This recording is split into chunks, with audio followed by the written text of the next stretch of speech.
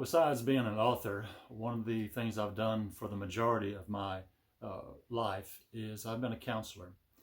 And for the last 10 years or more, I have been more involved with treating people who have addictions than I have any other problem that people face. And so I wanted to talk to you a minute about addictions. Addictions is something that touches every person's life. Either you personally, or someone in your family, or someone you know has certainly struggled with addiction. I recently wrote this about addicts themselves.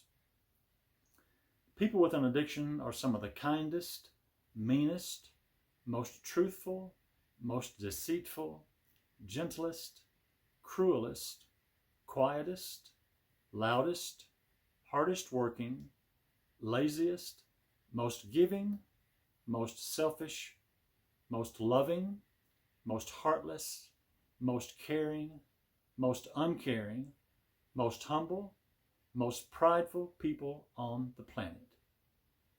Which simply means they are the extreme versions of ourselves, because we all can have any and all of those traits at any given time.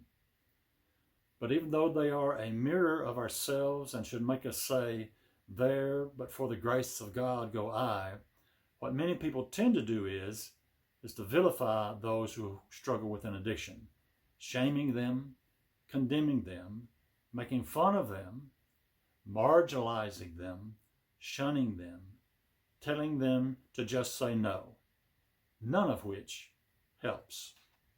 You see, there are no pat answers to the problem of addiction. As long as there are people in the world, there will always be people who have an addiction. Let me point out 3 things that are true about addiction.